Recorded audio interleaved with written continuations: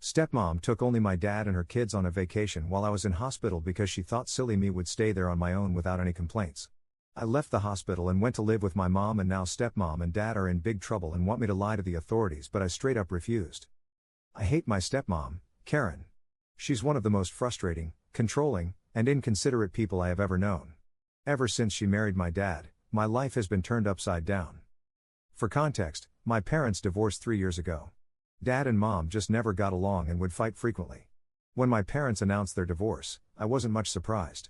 My dad and mom were never a great match from the start, honestly. They tried to make it work, but there was always tension between them, especially when it came to responsibilities around the house. Although my dad technically stayed at home, he didn't enjoy any of the typical household duties that often come with that role. Cooking, cleaning, or even helping me with homework were not really his priorities, and he made no secret of his dislike for doing those things. Instead, he liked to spend a huge chunk of his time on his phone trying to build an online following. He considered himself a fitness influencer, always recording or posting something even though his follower count wasn't exactly impressive. When he wasn't glued to his phone, he spent much of his time and a significant portion of my mom's income going out with his friends. Shopping sprees, brunches, or beauty treatments, those were his regular activities.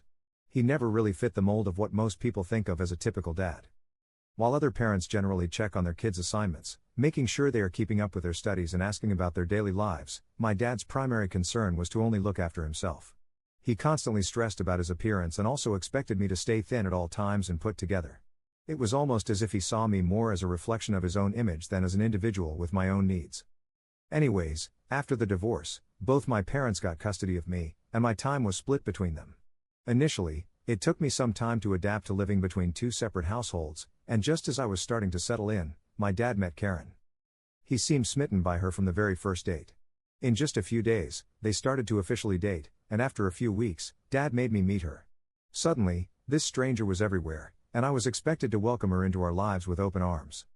Now, I wouldn't have had any problem accepting Karen if she were a decent person, but the reality is she's not.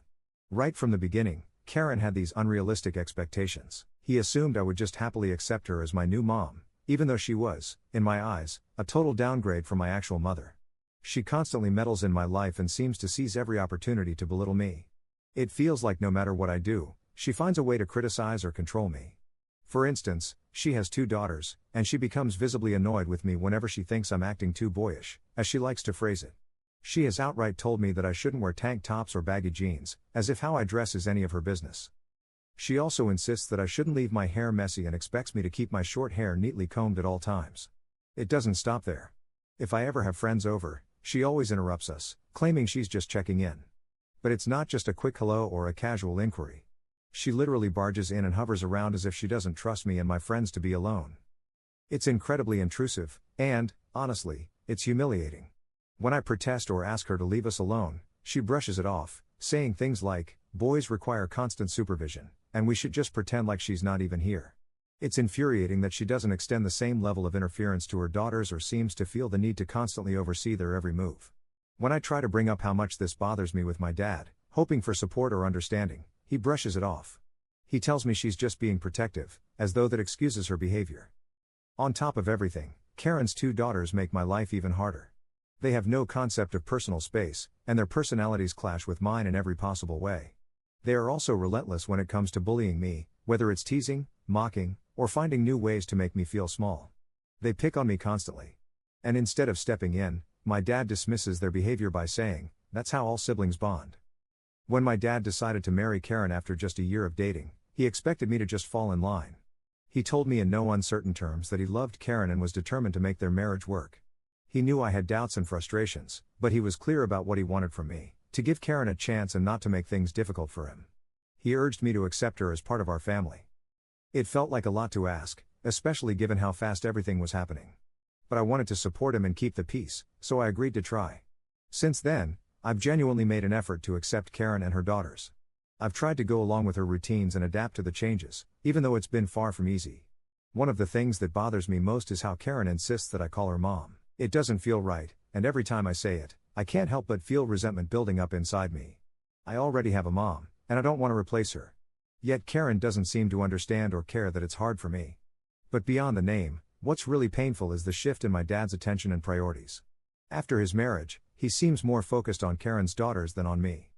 He spends more time with them, helps them with things he never did for me, and acts more like a father to them than he ever has with me. I sometimes feel like I've lost my place in his life. He is only ever a dad to Karen's daughters. Now, I'd love to live with my mom, especially since she is generally more understanding, but she had to move away once she got a new job in another city that paid her significantly better. She still visits me from time to time, but I stay with Dad full time. Mom and I also talk on the phone regularly. She knows about some of the issues I have with Karen and her daughters because I've opened up to her about it. She's really supportive and has even tried to talk to my dad about the situation. I think she genuinely wants to help. But every time she brings it up, my dad shuts her down. He tells her to back off and insists that she shouldn't interfere in his marriage. Over the years, I've done my best, despite everything, to adjust to life with my new family. I've really tried to make an effort with Karen and her daughters, hoping that if I stayed patient and open, we could build some kind of positive relationship. But despite my efforts, I still feel invisible in my family. This year, Karen unexpectedly received a promotion at work. When she came home, she proudly announced that she'd be treating all of us to a family trip. The news had us all excited, especially since it had been so long since we'd gone on a vacation together. She and Dad picked the place and booked tickets and accommodations for all of us. But as luck would have it, just a day before our trip, I got into a car accident with my dad. We were driving home after shopping for a few outfits for the upcoming vacation when, out of nowhere, another car slammed into us from behind. It wasn't a massive collision, but it was enough to throw us off and cause some injuries. My dad was mostly okay aside from a few scrapes and bruises here and there, but I wasn't so lucky. I ended up with a broken arm and a concussion from the impact. The ambulance was called, and before I knew it, I was being admitted to the hospital. When Karen first heard about our accident, she rushed to the hospital looking concerned. At first, I thought she was genuinely worried about me and my dad, that she was showing up because she cared about our well-being. But then she kept bringing up the trip, obsessing over whether or not we'd still be able to go and worrying that the money she'd spent would go to waste. The doctors eventually informed us that due to my concussion, I'd need to stay in the hospital for a few days for observation. They wanted to make sure I was okay before clearing me to go home, but travel was definitely off the table for me. Karen looked at me frustrated, as if it was my fault for getting into the accident and wasting her money. Since I had to stay in the hospital, my dad half-heartedly offered to stay back with me. It gave me a glimmer of hope that he'd choose to support me during such a difficult time. However, Karen was quick to jump in, arguing that since our plane tickets were already paid for, we were already losing money with me not going and that it wouldn't make sense for my dad to also waste even more money by staying behind. She then turned to me and told me that at my age, I should be perfectly capable of staying at the hospital alone for a few days. She pointed out how safe the hospital was with doctors and nurses on call 24/7, implying that I had nothing to worry about.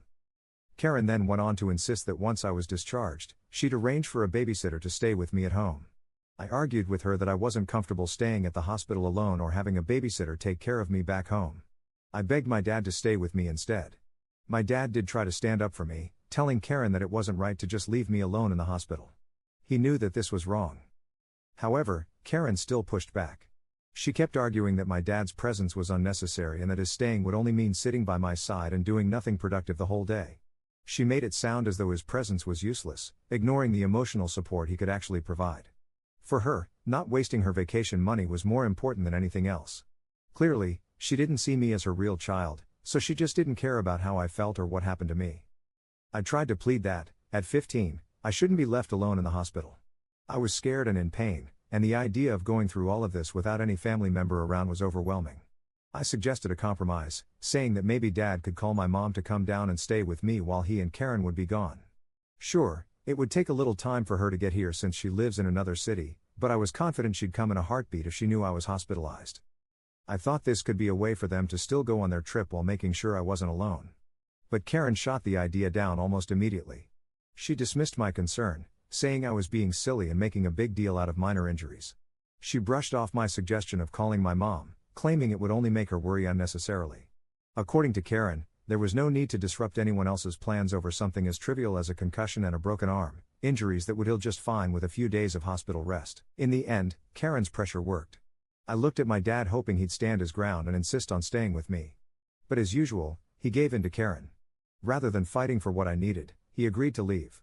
He stayed with me for only a single night, which brought me some comfort. I clung to the hope that maybe after seeing how vulnerable I felt, he would realize I needed him there. But the next day, Karen showed up at the hospital to pick him up, eager to head off on the trip as planned without any consideration for how I was doing. After my dad left me alone at the hospital, I felt abandoned and betrayed. After just a day of being there by myself, I couldn't hold back the tears anymore. One of the nurses noticed me crying, and after realizing that I didn't have anyone around to check on me, she kindly offered to call my dad. I told her it was fine, that they probably wouldn't answer anyway, but she insisted, so I gave her my mom's number. I was half expecting that my mom might scold me or tell me, just like my stepmom had, that I was overreacting and that being alone in the hospital wasn't a big deal. But the moment my mom picked up the phone and was informed by the nurse about my situation, she was immediately concerned. She sounded more worried than I'd heard her in a long time and asked me if my dad had really gone off on the trip without me. I explained the whole situation, telling her how Karen had insisted it was fine to leave me because she didn't want the trip money to go to waste and how Dad had ultimately agreed to go along with it. My mom was furious. As I told her everything, she went quiet, but I could feel her anger simmering. She then told me that my dad had only mentioned we'd been in a minor fender bender, downplaying the entire situation. He hadn't mentioned a single word about my broken arm or my concussion, or that he and Karen would be leaving me alone in the hospital. According to what he told her, there was nothing to worry about, so she hadn't felt the need to reach out to me. Hearing that Dad had knowingly lied about my situation to Mom made me feel even more hurt and betrayed. My mom immediately assured me that she was going to come over as soon as possible. She told me she'd drop everything and drive over to the hospital and stay with me no matter how long it would take. For the first time since I'd been admitted, I felt a sense of relief, knowing that my mom was coming to be by my side and that finally, someone was taking my situation seriously. And as I sat there waiting, I realized just how much I needed that kind of support in my life. Within just 2 hours, my mom arrived at the hospital, and seeing her walk through the door felt like a huge weight had lifted off my chest. I started to cry as she hugged me and reassured me that everything was going to be okay. She then immediately went to speak with my doctors, making sure she understood every detail of my injuries. I could see the relief on her face when she confirmed that, while my injuries were painful and serious, they weren't life-threatening. She was very regretful for not being there for me sooner and for not questioning my dad's version of events. She told me she regretted trusting that everything was fine without checking in on me directly, and it was clear that she was beating herself up over it. Obviously, my mom's anger toward Karen was palpable. She was furious that my stepmom had the audacity to treat my needs so casually and then chose to go on a trip rather than ensuring I was taken care of. The lack of respect and care Karen showed by leaving me to manage alone in the hospital revealed just how little I mattered to her. Her actions spoke volumes, making it clear that despite being in a relationship with my dad, I was nothing more than an inconvenience to her. My mom tried to call Dad and Karen, but neither of them picked up her calls. This made Mom even more furious, and she swore up and down that she was going to teach Dad and Karen a lesson for abandoning me like this. Over the next 2 nights, my mom stayed right by my side, having taken leave from work to make sure I wouldn't be alone. She didn't leave me for a moment until I was finally discharged. And even then, she wasn't comfortable with me going back to Karen's house, where I'd be left with just a babysitter until everyone returned. Instead, she insisted I come home with her, so I agreed. Once I settled in at my mom's place, she tried reaching out to Dad again. He claimed he had missed her earlier calls because he was having so much fun with Karen and her daughters. Hearing this only fueled her anger more, and she didn't hold back. She firmly told him that his behavior was unacceptable, that abandoning me in the hospital was a serious act of neglect, and that she planned to take legal action to hold him and Karen accountable. She even mentioned taking him to court if necessary so he could even lose custody of me, making it clear that she was prepared to report both him and Karen for their actions. Since then, my phone has been constantly buzzing with calls and texts from both Karen and my dad. Instead of acknowledging what they did or expressing any sort of apology, they've been sending message after message accusing me of ruining their vacation by telling my mom about my situation. Karen has even gone as far as to say that all I had to do was keep my mouth shut and quietly stay in the hospital without making a fuss. According to them, everything would have been fine if I had just complied with them. Am I the asshole for throwing my dad and stepmom under the bus? Update 1. For everyone asking, now that I've had some time to think about it and have talked to my mom, I realized that there have been so many times over the years that Karen and Dad neglected me, and I just let it happen. I stayed quiet hoping things would change, but they never did. It's hard to admit, but I allowed myself to be pushed aside for their convenience. And now looking back, I can't believe I tolerated it for so long. For example, Karen frequently undermined my relationship with my mom. She would constantly make negative comments about her, saying things like she was a deadbeat or a loser compared to her.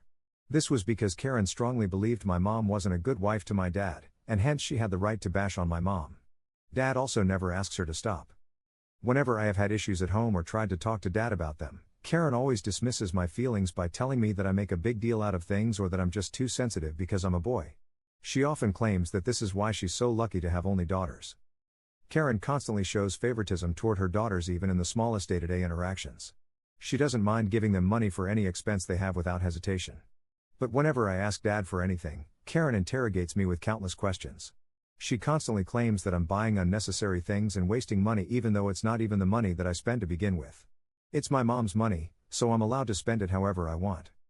Despite being in the same house, we never spent quality time together as a family. Karen and Dad would often make plans with her daughters and leave me out, claiming they didn't want to bother me or that they wanted to spend some quality time together without me. This often left me feeling abandoned and unimportant. They would go out for dinner or do things that they enjoyed without considering that I might want to be included. This is probably why I was so excited to join them on the vacation because they rarely ever included me in their plans. Karen and Dad also don't like to celebrate my birthdays. They always tell me that since Karen's daughters don't make a big deal out of their birthdays, I shouldn't expect much either. It's like they believe I don't deserve any special attention just because it's not their way. And when it comes to gifts, I end up getting things that I don't even like or use as if they don't care enough to put any thought into what I would actually enjoy. Whenever I was struggling with school, Karen would say things like, "You're just lazy. That's your problem." Or "Why do you even bother with that stuff?" Instead of asking what was going on or offering help, she made it about how it inconvenienced her. Dad, on the other hand, would just stay silent, not offering any comfort or words of encouragement, even though he knew how much it was affecting me. Update 2. So my mom did report Dad and Stepmom to CPS. It wasn't a decision she made lightly, but she felt it was necessary to ensure that what had happened wasn't overlooked. She couldn't just sit back and let them treat me like that, leaving me behind in the hospital without a second thought. When Karen and my dad returned home, they were contacted by CPS officials. They had to answer a whole bunch of questions explaining the situation, their actions, and their decision. I'm sure it was a wake-up call for them, one they probably weren't expecting. But the authorities agreed with my mom that leaving me behind in the hospital, especially after being injured, was unacceptable. They acknowledged that I had been neglected in a way that put my well-being at risk. Later, my dad called me. He wasn't exactly happy, and I could tell from his tone that he was upset with me. He told me that I had pushed both him and Karen into a lot of trouble by involving CPS. It felt like he was blaming me for what happened, but I knew I hadn't done anything wrong. He warned me that CPS would be reaching out to me next to get my side of the story. My dad then continued to strongly urge me to lie to the authorities, telling me that if I didn't, then I could end up being taken away from him and he would lose custody of me. I argued with him that I wasn't comfortable lying to the authorities and that maybe he should face the consequences of his actions when he abandoned me at the hospital that day. Dad then tried to guilt-trip me, saying things like how he had given me years of his life and that I needed to show my loyalty to him this time. He made it sound like I was somehow going to betray him by being honest with the authorities as if I was the one at fault for everything that happened. But what really struck me was when he told me that lying would also protect Karen and her daughters. He explained that the CPS investigation could end up causing problems for Karen, especially with her ex-husband. Her ex-husband might find out and use this as ammunition to make Karen pay for it. I just shook my head as I realized how my dad seemed more concerned about my stepmom's reputation and his own than about what I had been through. Not once did he ask me how I was doing or if I had recovered. Meanwhile, he continued to beg me, pleading with me to lie and protect his family. I couldn't take his selfishness anymore. I stood my ground and told him in no uncertain terms that I didn't care how this would affect him and Karen, but I would not be lying to the authorities. I told him that I would be telling them exactly what had happened, and I wouldn't be covering up anything for anyone. If this meant he and Karen were in trouble, then so be it. They were the adults here. They were the ones who had messed up, so I wasn't going to protect them from the consequences of their actions. My dad yelled at me some more and called me names, but I didn't give in. Ever since then, I feel guilty. However, I think I'm doing the right thing. Update 3. It's been almost 2 weeks since my last update. I have talked to the authorities and told them the truth. For now, I will be staying with my mom. My mom has been looking into school so I can stay with her here permanently. I have to say that it feels nice to live with her. Dad has continued to try to guilt-trip me, but there's nothing else that he can do for now. He has been given a warning by CPS.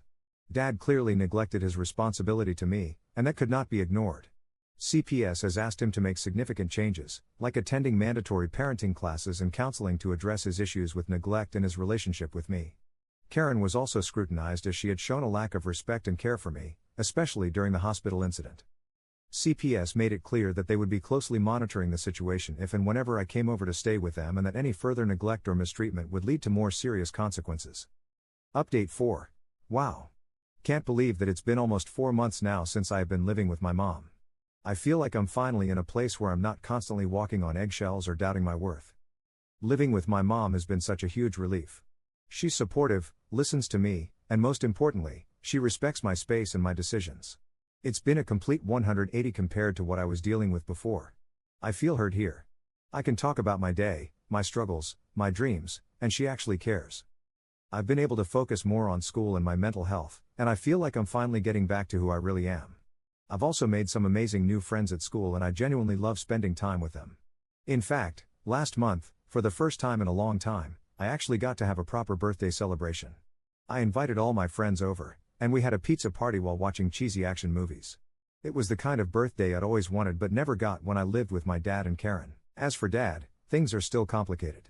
He's been trying to contact me more frequently lately, even sending me texts about how sorry he is and how much he misses me. Part of me feels guilty for staying away, but then I remember everything that led to this point.